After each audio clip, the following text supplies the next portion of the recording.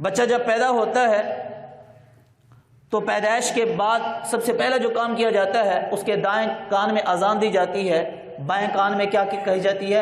اقامت۔ کچھ لوگ اس کی یہ حکمت بتاتے ہیں کہ اس کی حکمت یہ ہے کہ سب سے پہلے بچے کے کان میں اللہ کا نام، دنیا میں آنے کے بعد سب سے پہلے اس کے کان جو بات سنے، جو آواز سنے، وہ اللہ کے نام کی سنے۔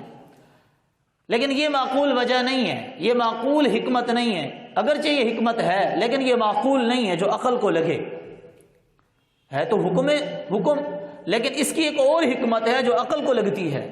وہ یہ ہے کہ بچے کے پیدا ہونے کے بعد جو اذان کا حکم دیا جاتا ہے کہ دائیں کان میں بچے کے کان میں اذان کو ہو، بائیں میں اقامت کو ہو، دراصل پیدا ہونے کے بعد سب سے پہلے اللہ کی طرف سے اس بچے کو نماز کا سبق سکھایا جا رہا ہوتا ہے کہ کامیابی صرف اور صرف نماز میں ہے۔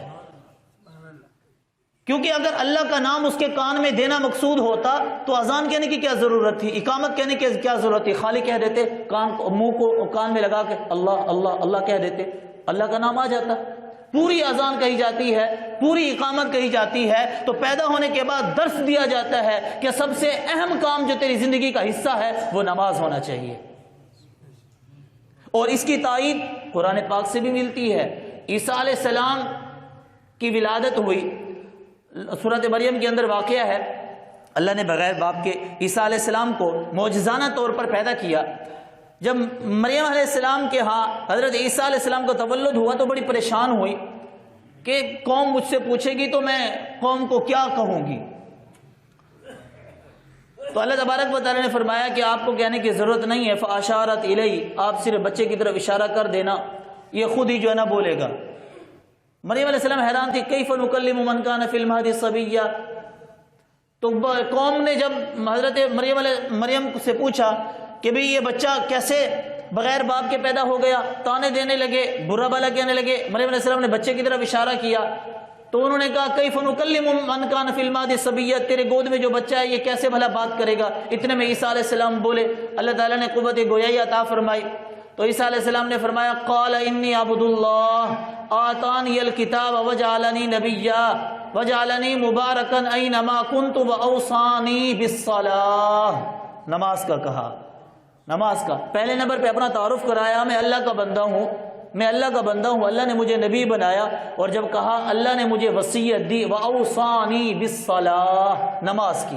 اب پیدائش کے بعد جو عیسیٰ علیہ السلام تقریر کر رہے ہیں بچپن میں، تو توحید کے بعد جو دوسرے نمبر پہ تقریر کر رہے ہیں وہ نماز کی تقریر کر رہے ہیں، واوصانی بالصلاۃ کا درس دے رہے ہیں۔ تو معلوم ہوا بچے کی ولادت کے بعد اذان دینے میں یہ حکمت ہوتی ہے، ہم اپنے بچوں کو سکھا رہے ہوتے ہیں کہ بیٹا تیری زندگی کے اندر سب سے اہم جو کام ہے وہ نماز ہے، یہ وہ فریضہ ہے، اور جتنے بھی فرائض ہیں ان میں جو ہے نا تاخیر کی گنجائش ہے، لیکن نماز کے جو اوقات ہیں ان میں تاخیر کی گنجائش نہیں ہے، ان میں معافی نہیں ہے۔ ہاں مخصوص ایام میں جو خواتین ہوتی ہیں اس صورت کے اندر ان پر سے نماز کی معافی ہے، لیکن اس کے علاوہ باقی کسی صورت میں بھی نماز کی معافی نہیں ہے۔ لیکن تخفیف ضرور ہے کہ بھئی اگر تم کھڑے ہو کر نماز نہیں پڑھ سکتے، بیمار ہو، تو نماز کی چھٹی نہیں ہے، بلکہ تم کیفیت بدل کر بیٹھ کر نماز پڑھ لو۔ اگر بیٹھ کر نہیں پڑھ سکتے پیچھے سے ٹیک لگا لو، سہارا لگا کے تم نماز پڑھ لو، نماز کی معافی نہیں ہے، نماز کی چھٹی نہیں ہے۔ تم جتنا مرضی بیمار ہو، رکوع سجود نہیں کر سکتے، رکوع سجود کرنے پر قادر نہیں ہو، کوئی بات نہیں ہے، نماز کی پھر بھی چھٹی نہیں ہے۔ تم اشارے کے ساتھ رکوع سجدہ کر لینا، رکوع کا اشارہ تھوڑا کم ہو، سجدے کا اشارہ تھوڑا زیادہ ہو جائے، اس انداز کے ساتھ تم نماز پڑھ لو۔ اللہ تعالیٰ نے بیماری میں نماز میں تخفیف تو دی ہے کہ تم ایسے نہیں پڑھ سکتے تو ایسے پڑھ لو، ایسے نہیں پڑھ سکتے تو ایسے پڑھ لو، حکم کو تبدیل کیا ہے لیکن معافی نہیں دی ہے۔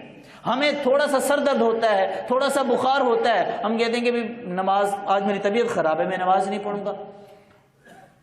تو نماز کی اہمیت کا یہاں سے اندازہ لگاؤ، میدان جنگ کے اندر بھی نماز معاف نہیں ہے۔